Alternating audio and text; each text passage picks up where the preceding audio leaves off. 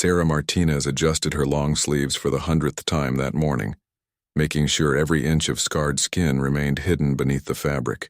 At 24, she had perfected the art of concealment, choosing clothing that covered the burn scars running from her wrists to her shoulders. The marks were souvenirs from a house fire that had claimed her childhood home when she was just 16, leaving her with physical reminders that seemed to define how the world saw her. The coffee shop where Sarah worked as a barista buzzed with its usual morning crowd. She moved efficiently behind the counter, her practiced smile never quite reaching her eyes. Most customers barely acknowledged her existence, too focused on their phones or rushing to their next appointment. She preferred it that way. Anonymity felt safer than the alternative she had grown accustomed to throughout her life. "Next," Sarah called out, wiping down the espresso machine with methodical precision. A middle-aged woman approached the counter, her designer handbag clutched tightly against her chest. She wore the kind of clothes that screamed expensive taste and little patience for anything that didn't meet her standards. "I'll have a skinny vanilla latte, extra hot with oat milk," the woman said, barely glancing up from her phone. Sarah began preparing the drink, her movements automatic after 3 years of working at the same shop. The woman's eyes wandered around the small space before landing on Sarah's hands as she worked the steam wand. The woman's expression changed subtly, her nose wrinkling slightly as she noticed the edge of scarring that peeked out from beneath Sarah's sleeve. Sarah caught the look and instinctively tugged her sleeves down further. But it was too late. The damage was done and she could feel the familiar weight of judgment settling over the interaction.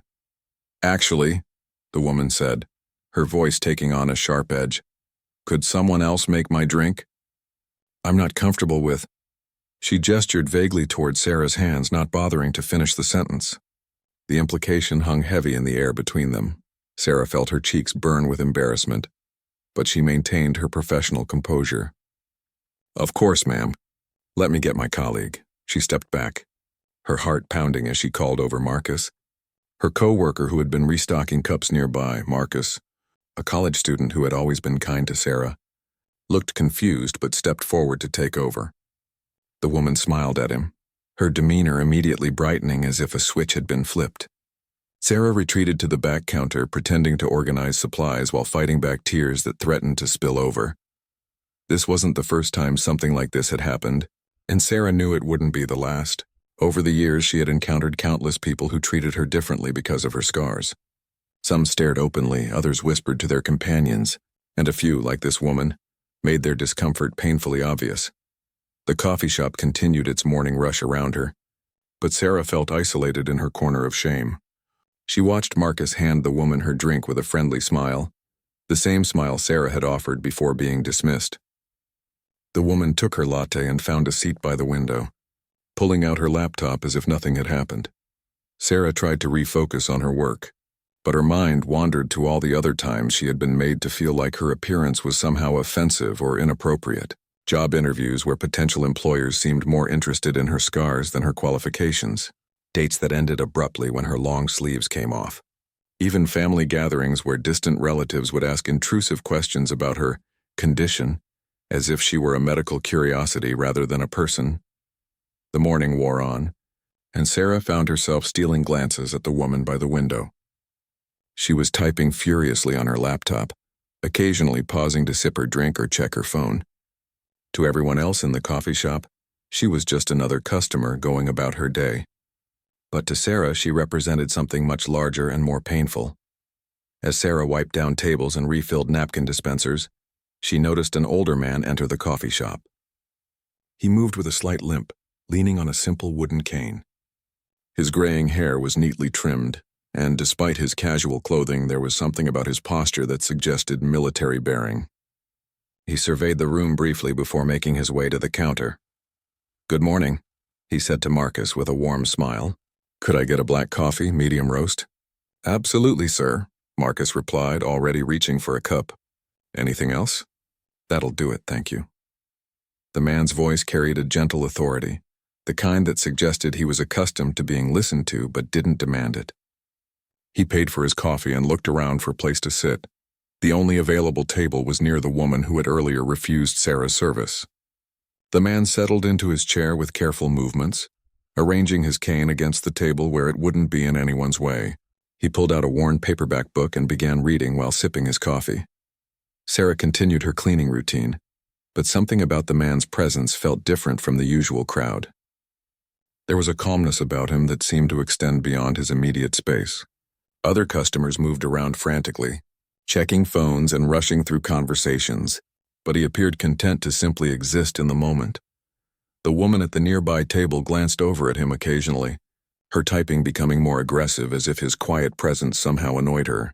She huffed loudly when he turned a page, muttering something under her breath about people who didn't understand coffee shop etiquette.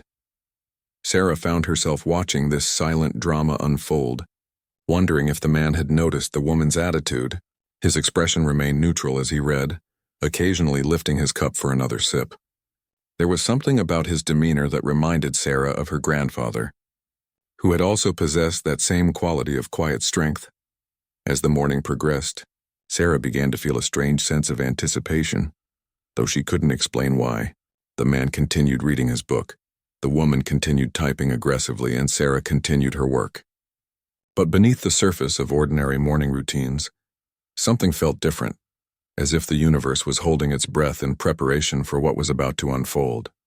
The tension in the coffee shop shifted when Sarah accidentally knocked over a small display of travel mugs while reaching for cleaning supplies. The ceramic pieces clattered to the floor with a sound that seemed to echo through the entire space. Every head turned toward the noise, including the woman by the window who looked up from her laptop with obvious irritation. "Oh my God, seriously?" the woman said loudly enough for half the coffee shop to hear. "Can't they hire people who actually know how to do their jobs?"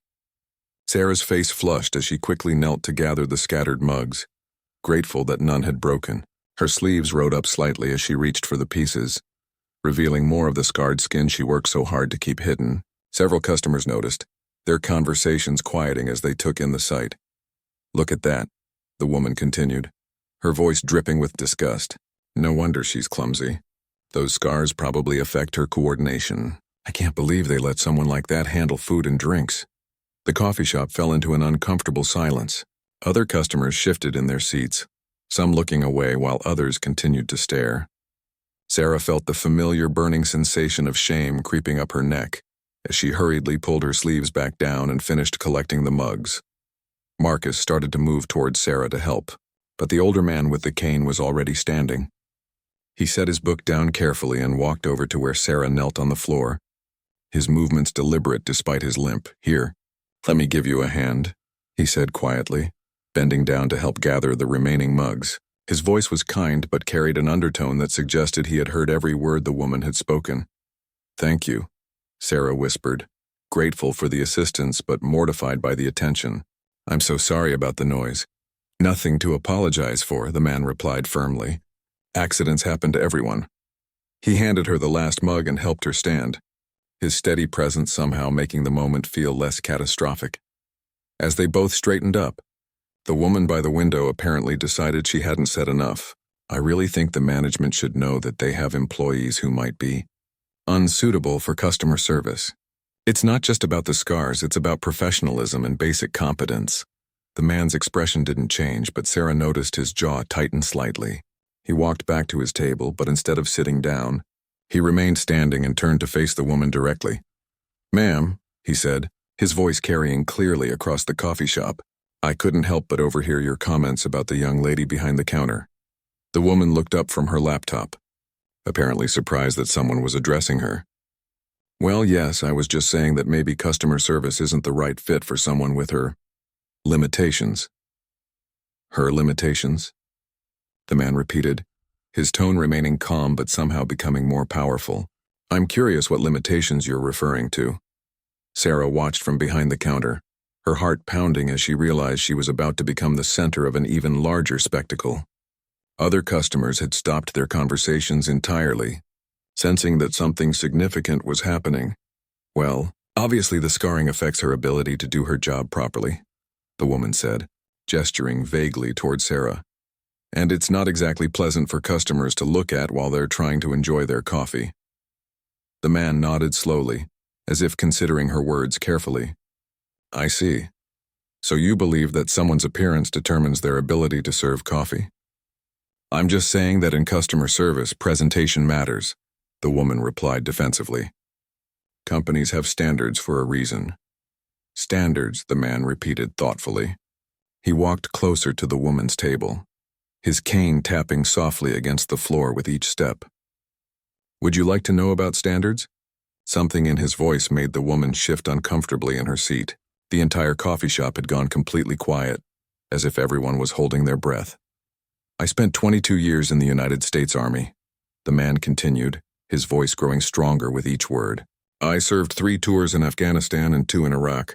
I've seen what real sacrifice looks like, and I've learned to recognize character when I see it. He paused, letting his words sink in before continuing. That young woman behind the counter? Her scars tell a story of survival. They're evidence that she faced something terrible and came through it. But instead of hiding away or feeling sorry for herself, she's here working hard, serving people with kindness and professionalism. The woman's face had grown pale, but she seemed unable to look away from the man's steady gaze. You want to talk about standards? He asked, his voice taking on an edge that suggested he was just getting started. Let me tell you about the standards I learned in the military. We judge people by their actions, their integrity, and their character. We don't dismiss someone because they bear the marks of hardship. Sarah felt tears welling up in her eyes, but for the first time in years they weren't tears of shame. Someone was standing up for her, defending her worth as a human being to a room full of strangers. Furthermore, the man continued, I've watched this young lady work for the past hour. She's been nothing but professional, efficient, and courteous to every customer. She prepared your drink perfectly, until you decided her appearance wasn't acceptable to you. The only unprofessional behavior I've witnessed here today has come from you. The woman's mouth opened and closed several times, but no words came out. Other customers began to murmur among themselves, and Sarah could see several people nodding in agreement with the man's words. Now, the man said, his voice returning to its earlier gentle tone, I suggest you reconsider your attitude toward people who are different from you. Because the truth is we all have scars. Some are just more visible than others. He returned to his table and sat down, picking up his book as if nothing unusual had happened. The woman stared at him for a moment longer, then hastily packed up her laptop and left the coffee shop without another word. The silence stretched for a few more seconds before conversations gradually resumed, though many customers continued to glance between Sarah and the man who had defended her. Sarah stood frozen behind the counter, overwhelmed by what had just occurred and unsure how to process the unexpected support. The atmosphere in the coffee shop slowly returned to normal, but Sarah couldn't shake the feeling that something fundamental had shifted. Other customers who had witnessed the confrontation began approaching the counter with warmer smiles than usual. A young mother buying a muffin for her toddler made eye contact and thanked Sarah genuinely. An elderly gentleman ordering his usual afternoon tea paused to compliment her service. Sarah tried to focus on her work, but her eyes kept drifting toward the man with the cane. He had returned to his book as if defending a stranger from public humiliation was just another ordinary Tuesday activity. Every few minutes she found herself wanting to approach him, to thank him properly for what he had done, but the words seemed inadequate. During her break, Sarah finally gathered enough courage to walk over to his table. He looked up from his book with the same kind expression he had worn earlier, as if he had been expecting her visit. Excuse me, Sarah began, her voice barely above a whisper. I wanted to thank you for what you did earlier. You didn't have to do that. The man marked his place in the book and gestured to the empty chair across from him. Would you like to sit for a minute? Sarah glanced around the coffee shop, then nodded and took the offered seat. Up close, she could see the laugh lines around his eyes and the careful way he moved, suggesting his own body carried stories of hardship. What's your name? He asked gently. Sarah Martinez, she replied, unconsciously tugging at her sleeves again. I'm Frank Morrison, he said, extending his hand for a shake. Sarah hesitated for a moment, then took his hand, noting how he didn't even glance at the scarring that extended to her knuckles. Mr. Morrison, I really appreciate what you said to that woman, but you didn't need to get involved. I'm used to people like her. Frank's expression grew serious. That's exactly the problem, Sarah. No one should have to get used to being treated that way. Sarah looked down at her hands, fidgeting with the hem of her sleeve. It's been this way since I was 16. House fire, she explained simply, not wanting to elaborate on the details. Were you hurt badly? Frank asked, his voice carrying the gentle concern of someone who understood trauma. Third-degree burns on my arms and shoulders. I was lucky, though. My little brother and I both made it out alive. Sarah surprised herself by sharing even that much. She rarely talked about the fire with anyone. Frank nodded thoughtfully. Survivor's guilt? The question caught Sarah off guard. Most people focused on the physical aspects of her recovery, but Frank had immediately understood something deeper. How did you know? I recognize the signs, Frank said quietly. I've carried my own version of it for years. Sarah looked more closely at Frank, noticing for the first time the way he favored his left leg and the subtle tension he carried in his shoulders. Military? 22 years in the Army. My last deployment didn't go as planned. Frank tapped his cane against the floor once. IED took out our convoy. I was one of 3 survivors out of 8. The weight of his words settled between them. Sarah realized that Frank's defense of her hadn't come from simple kindness, but from a deep understanding of what it meant to carry visible reminders of trauma. Do people treat you differently because of your injuries? Sarah asked. Frank considered the question carefully. Sometimes. But I learned something important during my recovery. Other people's reactions say much more about them than they do about us. That woman earlier, Sarah began, was showing you exactly who she is, Frank finished. Her discomfort with your scars isn't about you being inadequate. It's about her being unable to face the reality that bad things happen to good people. Your scars force her to confront her own vulnerability, and she doesn't like that feeling. Sarah had never thought about her encounters with people like this before. She had always assumed their reactions were justified, that her appearance was genuinely disturbing or inappropriate. But what about jobs and dating and just normal life? Sarah asked. It feels like everything is harder because of how I look.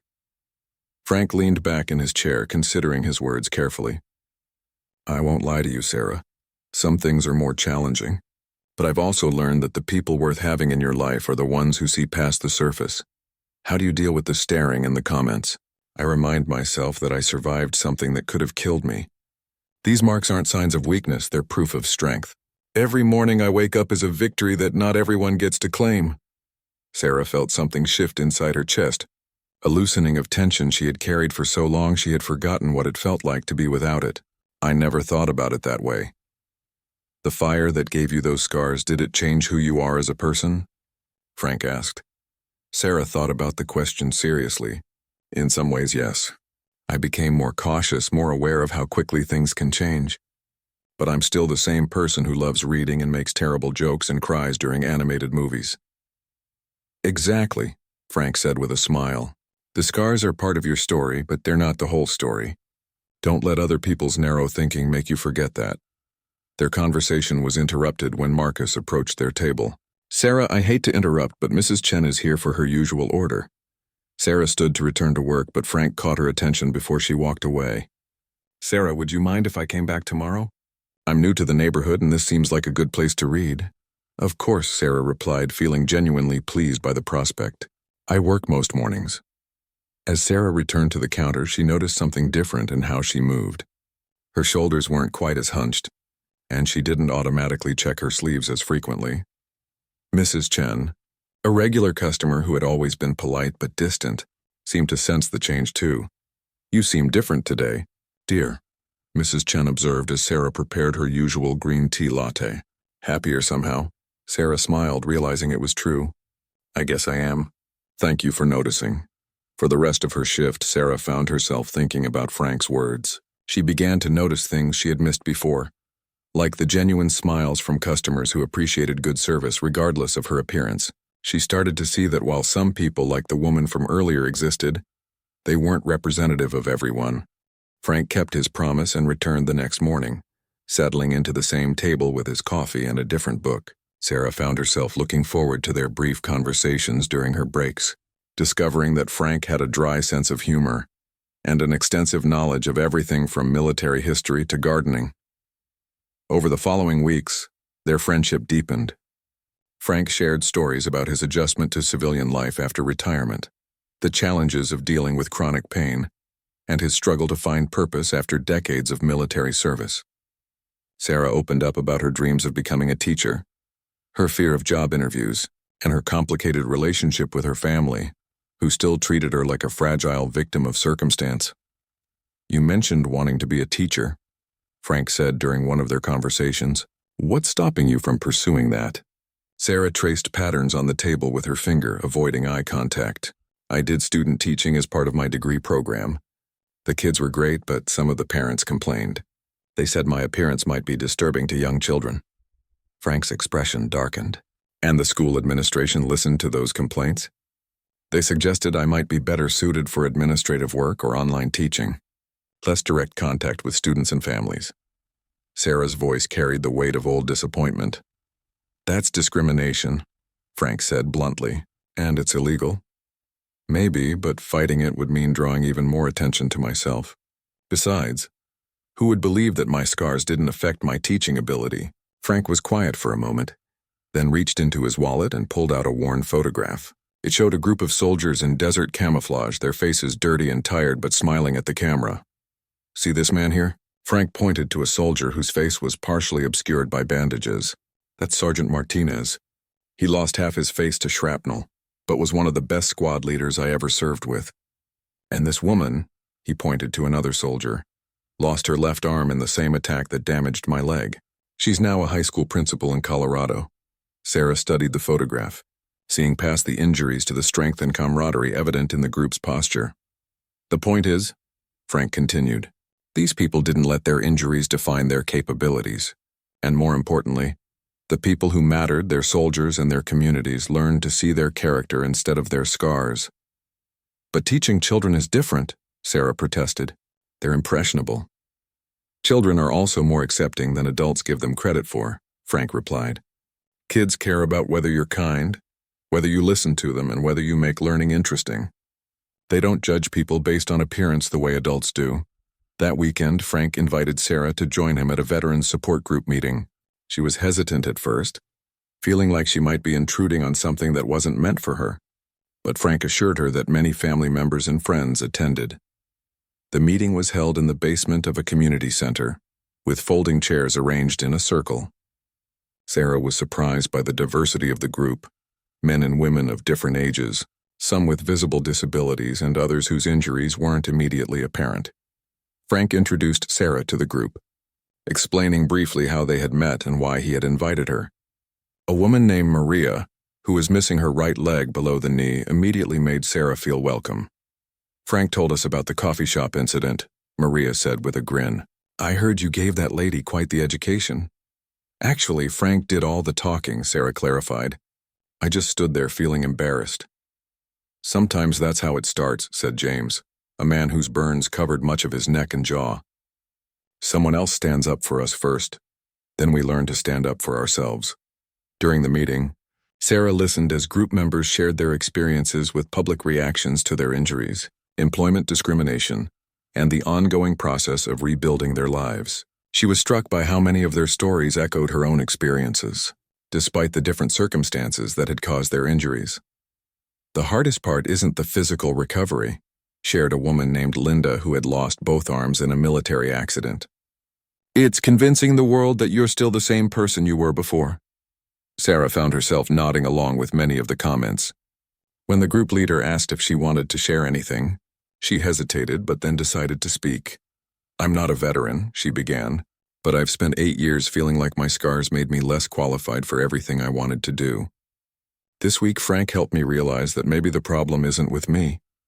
The group responded with understanding nods and murmurs of encouragement. After the meeting, several members exchanged contact information with Sarah and invited her to return. On the drive home, Frank asked Sarah what she had thought of the meeting. It was eye-opening, she admitted. I never realized how many people deal with similar challenges. I felt so isolated for so long. Isolation is one of the biggest obstacles we face, Frank said. When you're surrounded by people who share similar experiences, it becomes easier to see that your worth isn't determined by other people's limitations. I keep thinking about what Linda said, about convincing the world you're the same person.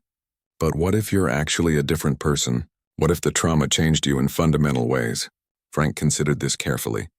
I think the question isn't whether we're the same people we were before our injuries. The question is whether we're still people of value and capability, and the answer to that is absolutely yes. That night, Sarah sat in her apartment looking through old photos from college, including pictures from her student teaching placement. She remembered how much she had loved working with the children, how naturally teaching had come to her. She thought about the complaint from the parents and realized for the first time that their reaction said more about their prejudices than about her abilities. She pulled out her laptop and began researching teaching opportunities, but this time she looked specifically for schools and districts that emphasized diversity and inclusion.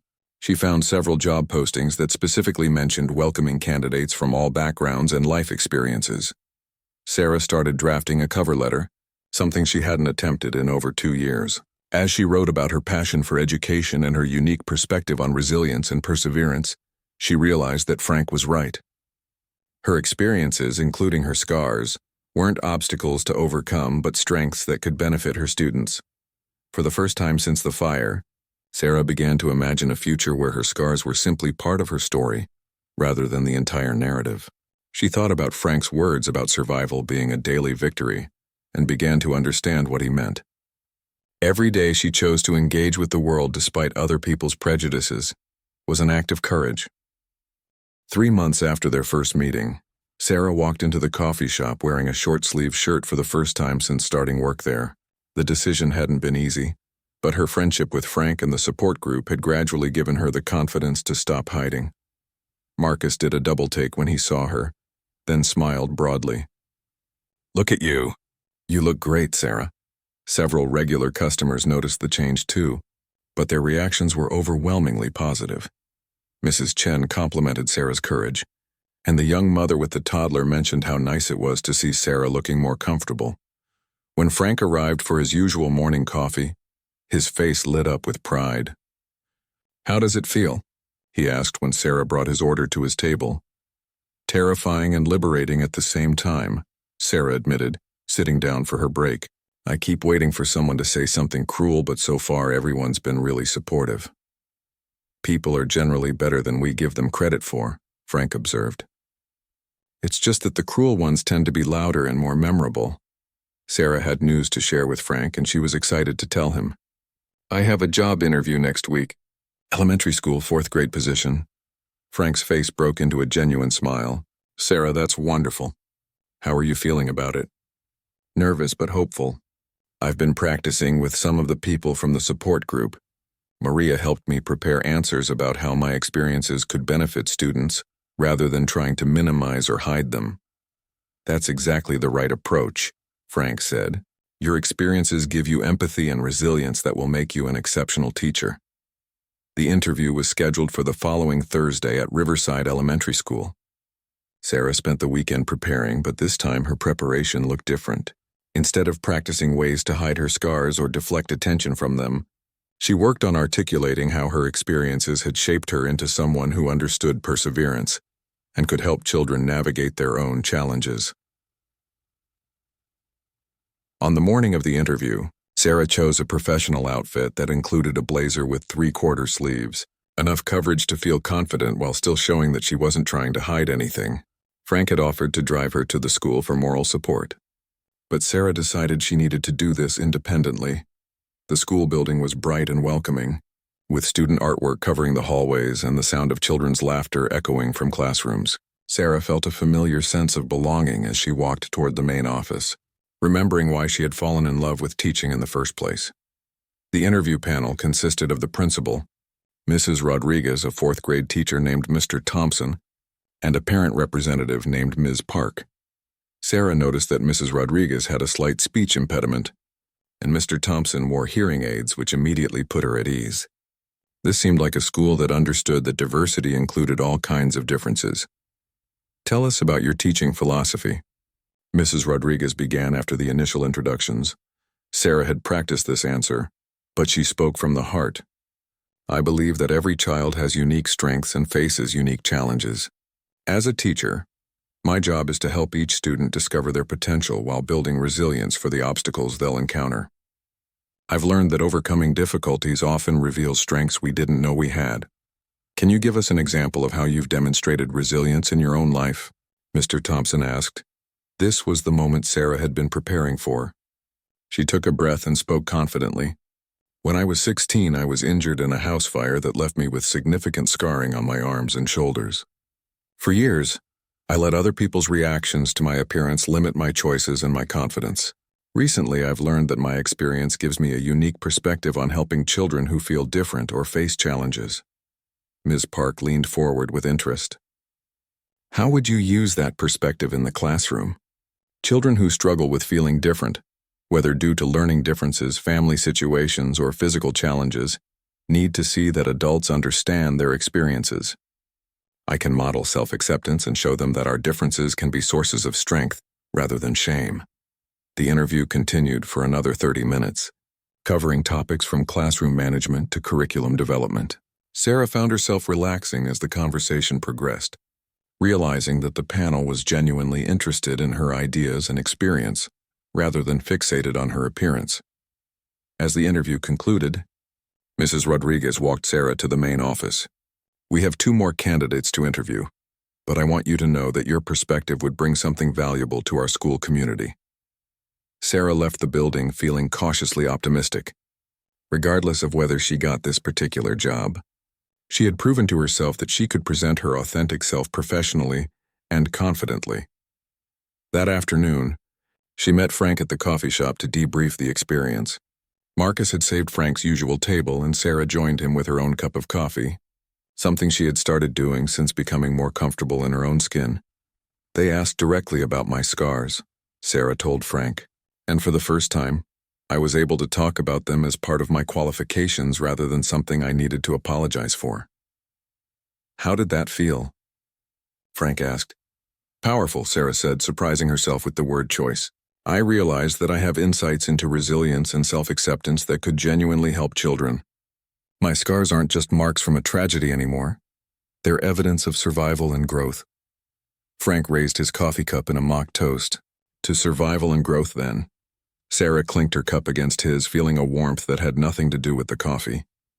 She thought about how dramatically her life had changed since that morning when Frank had stood up to the cruel woman. His intervention had been the catalyst, but the real work of rebuilding her confidence had been her own. Frank, she said suddenly, I want to ask you something. Why did you speak up for me that day? You didn't know me at all. Frank considered the question carefully. During my recovery, a lot of people helped me in ways both big and small. Some stood up for me when I couldn't stand up for myself. I learned that we have a responsibility to pass that support forward when we see others facing similar challenges. It changed my entire life, Sarah said quietly. No, Frank corrected gently. It reminded you of who you already were. The strength was always there, Sarah. Sometimes we just need someone to reflect it back to us. As Sarah prepared to leave for the day, she realized that regardless of whether she got the teaching position, she had already achieved something more important. She had reclaimed her sense of self-worth and her right to take up space in the world without apology. 2 weeks later, Sarah was restocking napkins when her phone rang with a call from Riverside Elementary School. Mrs. Rodriguez's voice carried excitement as she offered Sarah the 4th grade teaching position, starting the following month. We were unanimous in our decision, Mrs. Rodriguez explained. Your combination of academic knowledge, personal resilience, and genuine care for children made you the clear choice. Sarah's hands shook as she hung up the phone. Marcus noticed her expression and rushed over, concerned that she had received bad news. I got the job, Sarah said, her voice barely audible at first. Then louder and with growing excitement, I got the teaching job. The coffee shop erupted in cheers from customers who had witnessed Sarah's transformation over the past few months. Mrs. Chen clapped enthusiastically from her usual corner table, and even the teenage barista from the evening shift who had come in early congratulated her warmly. Frank arrived earlier than usual that day, having sensed that Sarah might hear back about the position. When he saw her beaming face, he knew immediately what the phone call had contained. Congratulations. Teacher Martinez, he said with a formal salute that made Sarah laugh. I can't believe it's real, Sarah said, sitting down across from him. Mrs. Rodriguez said they want me to start setting up my classroom next week. I have my own classroom, Frank, my own students, and 24 future citizens who are going to learn about resilience, kindness, and the importance of looking beyond surface appearances, Frank replied. Those children are lucky to have you. Sarah's first day of teaching arrived with late, August sunshine and a mix of nerves and excitement that felt entirely different from the anxiety she had carried for so many years. She wore a sleeveless blue dress that her sister had bought her as a congratulations gift, paired with a cardigan that she could remove if she felt comfortable doing so. Her classroom was decorated with inspirational quotes, pictures of diverse historical figures who had overcome challenges, and a large banner that read, "Every person has a key story worth telling." Sarah had spent hours preparing activities that would help her students share their own stories and learn to appreciate differences in themselves and others. The children filed in with the typical mix of excitement and nervousness that marked the beginning of a new school year. Sarah noticed several students scanning her appearance curiously, but their expressions held the open curiosity of children rather than the judgment she had grown accustomed to from adults. "Good morning, class," Sarah began, standing confidently at the front of the room. "My name is Ms. Martinez, and I'm excited to be your teacher this year. Before we start learning about each other, I want to share something about myself." She removed her cardigan and stood with her arms visible, the scarred skin clearly apparent in the classroom lighting.